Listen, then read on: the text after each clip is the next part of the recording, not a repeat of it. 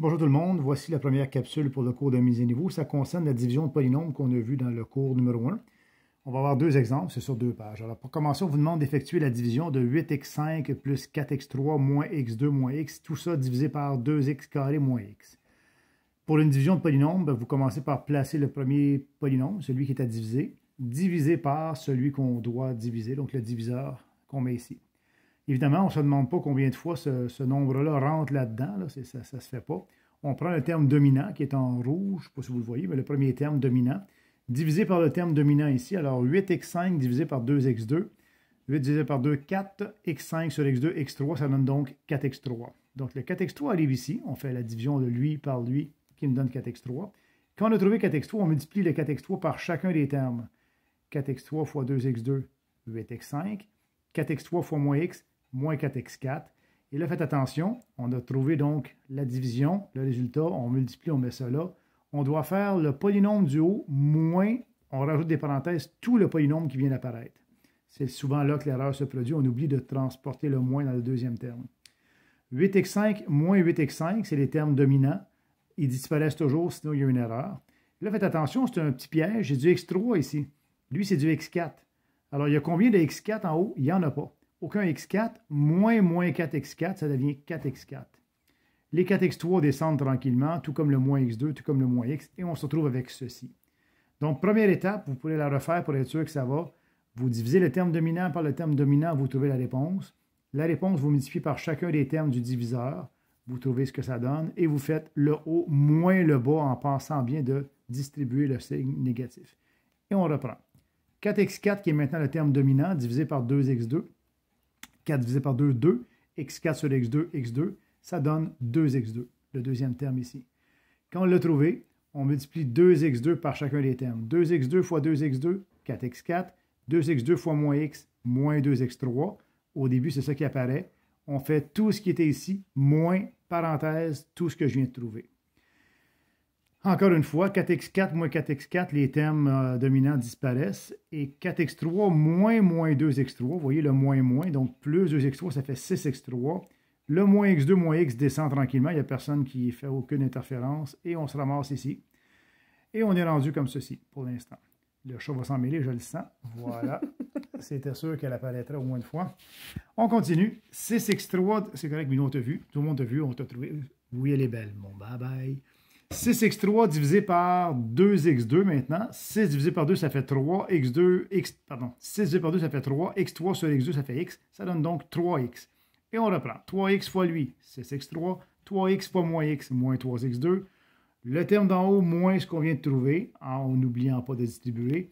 Les termes généraux s'en vont, les termes principaux. Moins x2, moins 3x2, c'est moins x2 plus 3x2, ça fait donc 2x2 moins x. Et on reprend encore. On continue tant que ça se divise. 2x2 divisé par 2x2, ça fait 1. Une fois tout ça, ça donne exactement le même terme. Et quand on va soustraire, ça donne 0. De toute façon, je te l'ai un peu plus vite à la fin parce que c'est la même démarche. Il n'y a pas de reste ici. C'est l'exemple facile. Il est long, mais il est facile.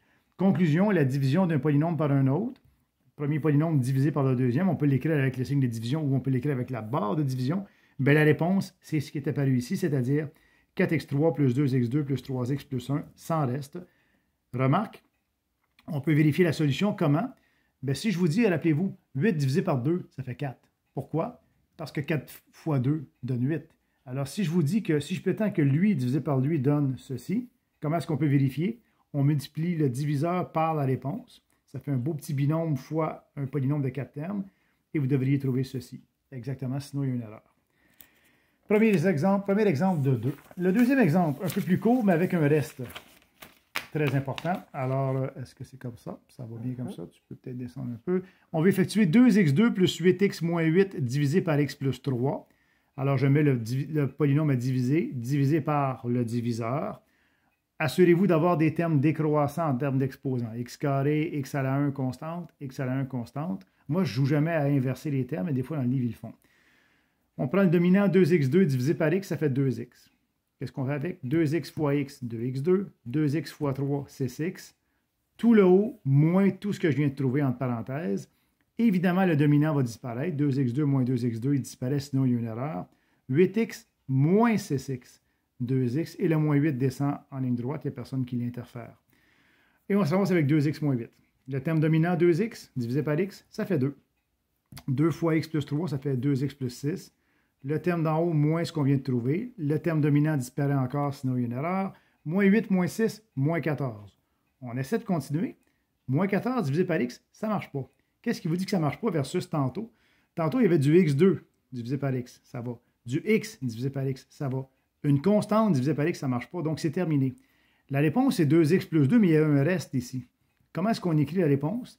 Bien, vous me dites que ce polynôme-là divisé par lui, donc le polynôme du haut divisé par celui du bas, la réponse c'est 2x plus 2, évidemment, plus le reste, plus, j'ai dit plus, mais vu que le reste est négatif, bien, plus, moins, ça devient moins, le reste, sur ce par quoi je divisais x plus 3.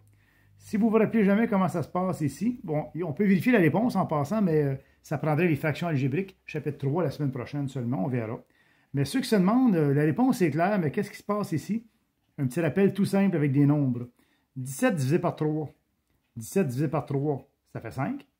5 fois 3, 15. 17 moins 15, il reste 2. Qu'est-ce qu'on peut faire avec ça?